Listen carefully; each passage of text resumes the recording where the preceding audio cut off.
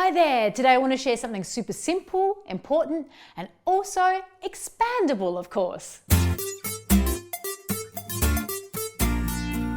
Hello everyone, Janice Tuck here with another free and fun idea for music education. Today I want to talk about one of the super simple basics that you need to do so regularly in music teaching, and that is the art of echo rhythm patterns. Now, if you don't know what it is, I'd be pretty surprised because I think probably we've all grown up with it and we've heard this at some point. It's often used to capture the student's attention, even in a big group of assembly or large gatherings. Hey, maybe music lessons do have a reason then, don't you think? Anyway, super simple as that is, there are a few tips to help make it super effective that I want to share with you today. Today, I'm sharing with you a resource from our Grade 1 program. It's the very first lesson of it too. So this might be one of the very first things that students could do in a music class. So it's really important that as teachers, we learn to do it well, don't you think? So the first tip in this activity is don't overthink it. Start with 4 notes on the beat, or something you know that will go first go. It'll take some students a few times before they work out what's happening. So therefore, don't go for a difficult one on the first time, even for an older or more experienced class. So tip number 2 is don't explain too much. Let the music speak for itself. Now this is a really important one, and I've seen and heard lots and lots of different teachers do this. So I want to show 2 examples of me teaching it and see which one you think is better.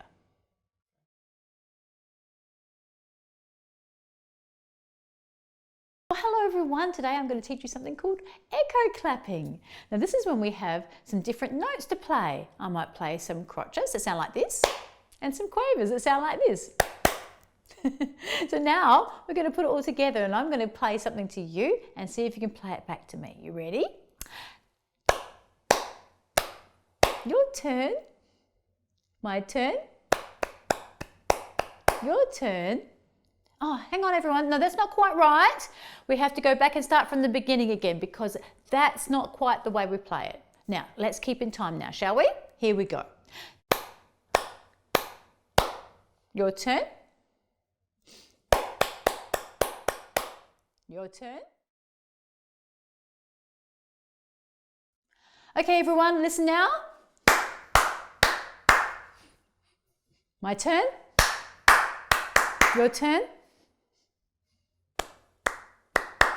Your turn. So that first example, well, that was really me when I was young Janice, when I first started out. And I thought I had to explain loads and loads of different stuff. And then I just realised that it's actually much better if I used fewer words. I told the kids that through my body language that I mean business. And I just use my body language and my eyes to make sure I get attention when I need it. So tip number 3 is to vary dynamics and expression. Okay, one important tool we have is to vary the dynamics. The louds and the softs and the patterns, this gives the student another whole element to think about and really makes them tune in and listen. So you hear lots of variation in the phrases in the Fun Music Company curriculum program, particularly as they go through the grades. Even at young grades, you can still expand on them by incorporating lots of changes in this area.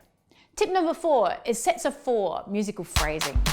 Now this is a tip that teachers who are also experienced musicians will say, yes, of course, we get that. But non-musicians will think, why does it matter?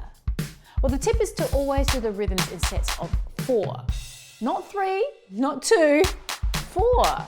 Now you'll notice that our backing tracks for these echo patterns are always set up in this way.